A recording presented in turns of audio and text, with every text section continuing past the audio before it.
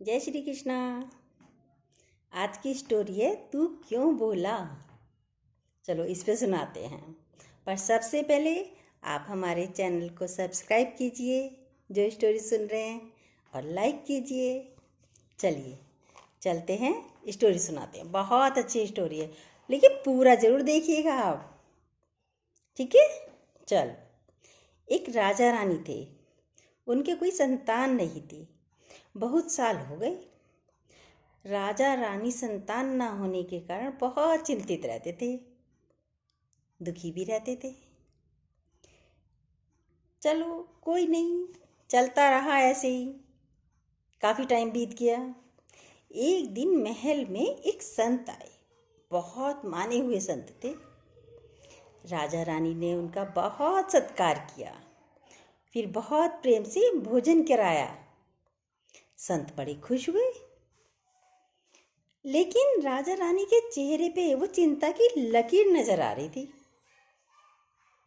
तो संत जी ने कहा, महाराज, चिंता किस बात की है। राजा रानी दोनों ही बोले, संत जी, हमारे कोई संतान नहीं है। सब कुछ है, पर संतान एक भी नहीं है। तो महाराज जो है, संत जी जो थे वो तो बहुत खुश थे ही महाराज से, राजा रानी से। संत जी ने कहा, तथास्तु। अब तथास्तु कहते ही संत जी ने सोचा, भाई मैंने कह तो दिया, क्या इनके नसीब में है या नहीं। बाद में सोचा। संत जी ने अपनी आंखें बंद करी। आंखें बंद करी तो देखा राजा के नसीब में तो संतान है ही नहीं। लेकिन संत जी ने तो कह दिया, तथास्तु। अब क्या हुआ, अब तो कुछ नहीं हो सकता। अब संत जी ने, भाई ठीक है, अब क्या कर सकते, कुछ भी नहीं कर सकते। संत जी वहाँ से चले गए। कुछ टाइम बाद संत जी का शरीर शांत हुआ। अब जो उन्होंने तथास्तु कह के आशीर्वाद दिया था राजा रानी को, तो संत जी को रानी के गर्भ में जाना पड़ा। कुछ महीने बाद रानी के एक पुत्र होता है। महल में बहुत खुशियां मनाई गई। राजा रानी सब बहुत खुश। नगर में भी बहुत अच्छा खुशियां मनाई गई खूब। अब बच्चा जैसे जैसे बड़ा होने लगा, बालक बड़ा होता गया। अब धीरे धीरे, लेकिन बच्चा बोलता ही नहीं था। कोई बात नहीं, चलो थोड़ा सा बड़ा होएगा तब बोलेगा। बच्चा और बड़ा हुआ, 5 साल का हो गया बच्चा। जब बालक 5 साल का हो गया, अभी भी नहीं बोलता था। अब तो राजा रानी बड़े चिंतित, भाई अभी तक ये बोलता ही नहीं, कैसे बोले, क्या करूं मैं इसके लिए, बालक बोलता ही नहीं है। अब राजा ने नगर में ढिंढोरा पिटवा दिया कि जो हमारे बच्चे को बुलवा देगा उसे अपना आधा राजपाट दे दूंगा। सभी बहुत कोशिश करते, पर बच्चा तो बोलता ही नहीं था। सब निराश होकर चले जाते। एक दिन वह बालक अपने बगीचे में खेल रहा था। वहां पर एक शिकारी आया। वहां पर तोते भी बैठे थे बगीचे में, पेड़ों पर। लेकिन शिकारी को तोते नजर नहीं आए। और जब नजर नहीं आए तो शिकारी चल दिया, पलटा जैसे जाने के लिए। तभी एक तोता बोल पड़ा। अब जैसे तोता बोला, शिकारी घूमा और तीर मार दिया तोते के। बच्चा एकदम, वो बालक बोल पड़ा, तू क्यों बोला, तू क्यों बोला, तू क्यों बोला। अब जो बालक को लेकर उस बगीचे में आया था नौकर दरबारी, उसने सुन लिया ये तो बच्चा बोलता है। वो तुरंत उस बालक को राजा के पास महल में लेकर आता है। महल में लाया, देखा राजा तो दरबार में बैठे हुए हैं। फिर दरबार में उस बच्चे को लेकर, बालक को लेकर वो दरबारी आता है और कहा, महाराज ये तो बालक बोलता है। महाराज बोले, बुलवाओ हमारे सामने। दरबारी ने कहा, बेटा बोलो। लेकिन वह तो चुप, बिल्कुल नहीं बोला। उसके बाद उसने फिर कहा, बेटा आप बगीचे में गए थे, आपने क्या देखा वो बताओ महाराज को। लेकिन बालक बिल्कुल चुप बैठा रहा, बिल्कुल नहीं बोला। अब राजा को तो ये लगा, ये मेरा राजपाट के आधा राजपाट बोल दिया है ना, इसलिए ये झूठा ही बोल रहा है दरबारी। अब राजा क्या कहता है, राजा ने और दरबारियों को बुलाया। जब वो बालक बोला ही नहीं कि झूठ बोल रहा है ये नौकर, ये दरबारी जो इस बालक को बगीचे में लेके गया था, और दरबारियों को बुलाया, कहा इसे जेल में डाल दो, इस व्यक्ति को। सब ने उसे जेल में डाल दिया। कह रहे इसकी सजा अब हम कल देंगे। अगला दिन आया, उस व्यक्ति को दरबार में बुलाया गया। राजा ने बुलाया और राजा ने कहा, इसे झूठ बोलने के अपराध में हम फांसी देते हैं इस व्यक्ति को। अब फांसी देते हैं। वो बालक भी राजा के पास ही बैठा था, राजा का सब कुछ देख रहा है, सब कुछ सुन रहा है।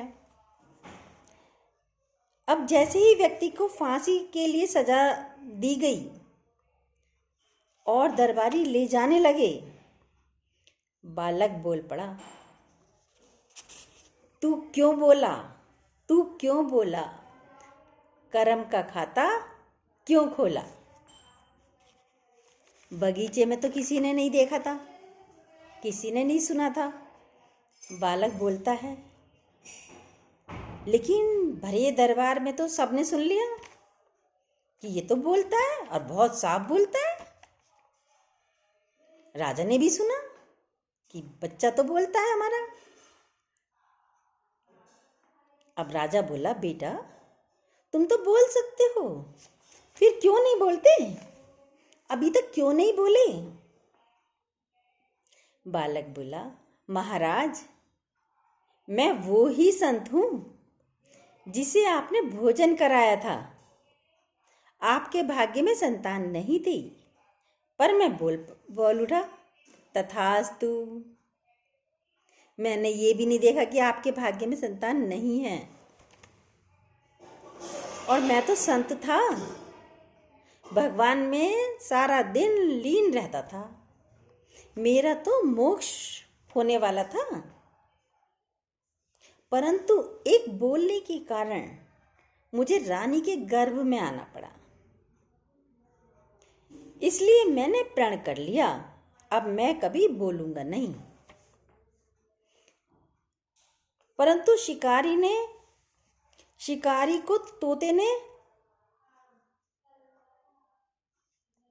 जब आया बगीचे में, तो शिकारी तो जाने वाला था, तोता बोल पड़ा, बोला तो शिकारी ने तीर मार दिया, तो बोलने के कारण ही मरा ना वे। और जब वो बोला तो मैंने उससे यही कहा कि तू क्यों बोला। अब मेरी आवाज इस दरबारी ने सुन ली, इसने आकर आपको बता दिया कि मैं तो बोलता हूं। अब इन्होंने सुनी, अब ये दरबार में आके बोल पड़ा कि मैं बोलता हूं, तो इसे बोलने के कारण इसको आपने फांसी की सजा दे दी। यदि ये चुप रहता तो इसे फांसी की सजा नहीं मिलती। और फांसी के लिए दरबारी ले जाने लगे, और यदि मैं ना बोलता तो इन्हें फांसी हो जाती। इसलिए मैंने बोला कि तू क्यों बोला, तू क्यों बोला। तो ये मुझे आज इसलिए ही बोलना पड़ा। अब इसका क्या मतलब है, हमें तो घर में कितना हम लोग बोलते हैं, वो तो एक शब्द था, तथास्तु। पर हम तो कितना बोलते हैं, बिना समझे बस बोल दिया। और कहते हैं, सफाई भी देते हैं, मैं ना बोलूं तो घर खराब हो जाएगा, रिश्ते खराब हो जाएंगे, यही कहते हैं ना हम लोग। दो की लड़ाई हो रही हो, तीसरे टपक जाओगे आप। मैं ना बोलती तो लड़ाई बंद नहीं होती। कितना बोलते हैं। कभी सोचा जो बोला क्या जरूरी था बोलना? और बोलने से कर्मों का खाता खुलता ही चला जाता है और बाद में फल हमें भोगना पड़ता है। बाद में क्या कहते हैं, तुम ना बोलती तो लड़ाई नहीं होती, तुम ना बोलते ना कहते तो लड़ाई नहीं होती। और आप खुद भी कहते होंगे, अरे मैं चुप ही रह जाती, दूसरा बोल रहा है, मेरे को चुप रह जाती तो लड़ाई बढ़ती नहीं। आपने कितनी बार अपनी लाइफ में सुना होगा, सोचा होगा। बोलने की लड़ाई है। बोलने पर ही एक बात याद आ रही है। दो दोस्त थे, लड़ रहे थे आपस में, लड़ाई भी बहुत चल रही थी, बहुत घमासान लड़ाई, हट ही नहीं रहे थे। तीसरा दोस्त आया, उसने उनका बीच बचाव करने लगा, भैया हट जाओ, मत लड़ो मत लड़ो, मान जाओ। हटा रहा था, नहीं मान रहे थे। जो दोस्त लड़ रहे थे दोनों, उनमें से एक बोला, मान जा, मैं इसके 64 दांत तोड़ दूंगा। तीसरा बोला, भाई 64 दांत तो मुंह में होते ही नहीं किसी के। तो जो लड़ रहे थे उनमें से जो बोल रहा था, उसने कहा 32 तो इसके हैं और 32 हैं तेरे, इसलिए बोला मैंने 64, क्योंकि मुझे पता है तू चुप रहने का नहीं, तुझे बोलने की आदत है, बीच में घुसने की आदत है, तो 32 तेरे भी दांत तोड़ दूंगा। तो बोलने की लड़ाई है ना, क्या बोलना क्या लड़ना, शांति से नहीं रह सकते। एक चुप हमारी लाइफ आसान कर देती है। गाली आवत एक है, पलटत हुई अनेक, या पलटू पलटे नहीं तो रहे एक की एक ने बोला दूसरा चुप हो जाओ, तो बात पढ़ने की नहीं है। और एक बोले दूसरा बोले, फिर दूसरा, पहला बोले फिर दूसरा बोले, बात बढ़ती ही चली जाती है, लड़ाई ख़त्म नहीं होती। जीभ भी दो काम करती है, सारी इंद्रियों का एक एक काम, पर जीभ के हैं दो काम। आप जानते हैं क्या? खाती भी बहुत है, बोलती भी बहुत है। बिन सोचे समझे, जैसे खाना रपट जाता है, ऐसी शब्द रपट जाते हैं बाहर और लड़ाई करवा देते हैं। और पता है जीभ को क्या कहते हैं? कहते हैं जवान। ये छोटे बच्चे से लेके बुढ़ापे तक जवान ही रहती है, जवान रहती है ना। आपने कितने बुढ़े व्यक्तियों को देखा होगा, काम बस की नहीं होगा, चलना फिरना बस की नहीं होगा, पर बुलवाना बोलना इतना अति से ज़्यादा बोलेंगे। बोलने का काम करा दो, बहुत बोलेंगे, सोचेंगे भी नहीं। तो जीभ है, जीभ रहती है, जीभ को कहते हैं जवान, तो यह जवान ही रहती है। तो ये जवान से, जीभ से अच्छा बोलो, प्यारा बोलो, मीठा बोलो। जय श्री कृष्णा।